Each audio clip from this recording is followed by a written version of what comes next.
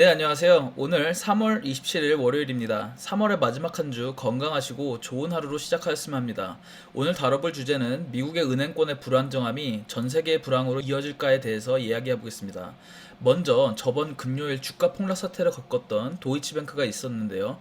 도이치뱅크는 독일 은행으로서 이번 크레딧 스위스 위기 때 그 다음으로 문제가 될 것으로 생각됐던 은행입니다. 도이치은행은 3월 8일 때 주가와 비교하면 거의 25% 이상이 빠져 있는 상황인데요. 여러 가지 이슈가 있겠지만 일단 이번 금요일 하락의 가장 큰 이유로는 도이치뱅크의 CDS 스프레드 레벨이 2019년 이래 가장 높이 올랐던 것과 연결할 수 있겠습니다. CDS는 크레딧 디폴트 스왑의 약자로서 간단하게 설명하자면 들고 있는 회사채에 보험을 드는 가격이라고 보면 됩니다. 회사들이 자금 조달하는 방법 중에 회사채를 발행하여 사람들한테 파는 방법이 있는데요. 이 회사채를 들고 있는 사람들이 회사가 망하면 자신이 들고 있는 회사채가 휴지 조각이 될 수도 있으니 망할 때를 대비하여 회사채에 보험을 들어놓는데 그 보험을 드는 비용이라고 간단하게 설명할 수 있겠습니다. 문제는 회사가 내가 들고 있는 이 채권을 못 갚을 것 같다 싶으면 사람들이 많이 보험을 들어놓겠죠. 당연히 보험 들려는 사람이 몰리면 보험값은 올라갈 테고요. 이 표에 보이는 것과 같이 도이치뱅크의 CDS 스프레드 레벨이 2019년 이래 가장 높게 치솟는 것을 볼 수 있는데요. 이 표에서 보면 저 주황색 그래프가 최근 역사 속으로 사라진 크레딧 스위스의 CDS 스프레드인데요. 그 뒤로 치솟은 초록색 그래프가 도이치뱅크의 CDS 스프레드입니다. 그러니 이런 상황에서 놀란 주식 투자자들은 패닉셀을 한 것이겠죠. 하지만 그 후 많은 전문가들이 도이치뱅크의 펀더멘털은 아직 강하다는 의견을 낸 후 CDS 스프레드 상승 압력이 누그러뜨려지고 주가는 월요일 다시 반등했습니다. 과연 도이치은행한테만 이런 문제가 있을까요? 솔직히 말해서 미국 은행들도 현재 도이치은행과 똑같은 상황인데 미디어에서는 많이 다루고 있지 않는 중이죠. 한 달 전과 비교하면 뱅크 오브 아메리카 주식도 거의 20% 떨어졌고요. 웰스파고도 20% 가깝게 떨어졌습니다. 생각해보시면 이렇습니다.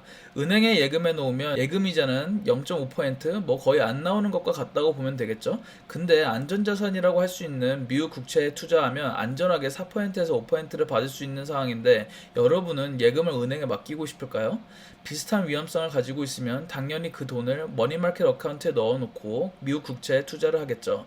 우스갯소리로 어떤 사람들은 은행 예금보다 미국 국채에 투자하는 것이 더 안전하다고 말하는 사람이 있습니다. 표와 같이 미국 은행의 예금은 떨어지고 있는 트렌드를 보여주고 있는데요.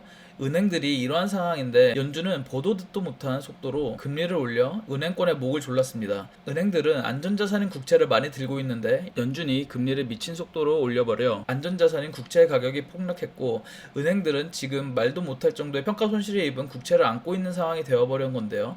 한마디로 살얼음판 걷는 상황에서 날씨가 따뜻해져 얼음판이 더욱 얇아지니 자기 관리를 잘 하지 못한 실리콘밸리 은행이나 시그네처 은행 같은 곳부터 얼음이 깨져서 빠져버리는 것이겠죠. 미국 은행들은 이러한 국채 가격의 폭락으로 FDIC에 의하면 6,200억 달러의 평가 손실을 입었다고 하는데 다른 전문가들은 1조 7천억 달러의 평가 손실을 입었다고도 합니다. 미국 은행들의 총 예금 규모가 20조 달러 정도 되는 것을 생각하면 얼마나 심각한 상황일지 아실 거라 생각합니다. 근데 이러한 문제를 일으킨 가장 큰 원인이 연준의 금리 상승인데요. 이런 상황에서 금리를 내릴 생각이 없고 필요하다면 더 올릴 것이라고 발표하는 연준의 파월 의장도 그렇고 은행권의 상황을 매우 불안하게 만드는 것은 사실입니다.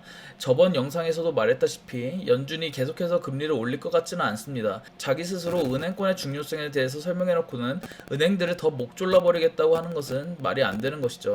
이러한 상황에서 정말 딱 어울리는 한국의 속담이 하나 생각났는데요. 바로 빈대를 잡으려고 초가삼간을 태운다라는 속담입니다. 인플레이션은 빈대보다 좀 더 큰 문제이긴 합니다만 인플레이션에 몰두하여 금리 인상을 무리해서 올리는 상황은 미국 경제 전체가 불에 타버리는 결과를 낼 수도 있기 때문입니다. 저는 미국이 코로나 이후 역대급수로 돈을 뿌리는 상황에서 연준이 한 발 더 일찍 움직였었으면 어땠을까 하는 생각을 가지고 있습니다. 관망만 하다가 2022년에 들어와서야 인플레이션이 심상치 않음을 보고 1년 동안 쉬지도 않고 계속해서 올려버리니 괴로운 사람이 한두 명이 아닐 겁니다. 과연 괴로운 사람은 미국 은행권만일까요? 전 세계적으로 괴로운 상황인 것이죠. 은행들은 살아남기 위해서 더욱더 대출을 까다롭게 할 테고 대출이 줄어들어 버리면 사람들은 소비를 줄이겠죠. 미국이 소비를 줄이면 이러한 물건들을 만드는 국가나 서비스를 제공하는 국가들도 당연히 타격이 올 것입니다. 또한 미국의 달러는 전 세계 경제의 윤활유와 같은 역할을 하는데 달러가 부족해지는 사태가 오면 전 세계 경제 성장에 안 좋은 영향을 끼치는 건 당연한 소리입니다. 개인적인 생각이지만 만약 파월 연준 의장이 계속해서 인플레이션 파이터가 되어 금리를 올린다면 미국 금융권은 정말 살얼음판이 될 것이고 것이고 또 제2의 실리콘밸리나 시그네처 은행이 나오지 말란 법도 없습니다. 일단 연준과 재무부가 구제책은 마련해놨지만 문제는 사람들이 가지고 있는 은행권에 대한 믿음이 식어간다는 것이 문제입니다. 이 세상에 어떤 은행도 뱅크런을 버틸 수 있는 은행은 없다고 생각합니다. 계속해서 말하지만 저는 미국 금융시장이 공황이 오고 그럴 것 같지는 않습니다. 하지만 은행권에 계속해서 올라오는 위기는 경제를 얼어붙게 만들고 나아가서는 세계 경제를 얼어붙게 할 것 같습니다. 오늘은 여기까지입니다. 감사합니다.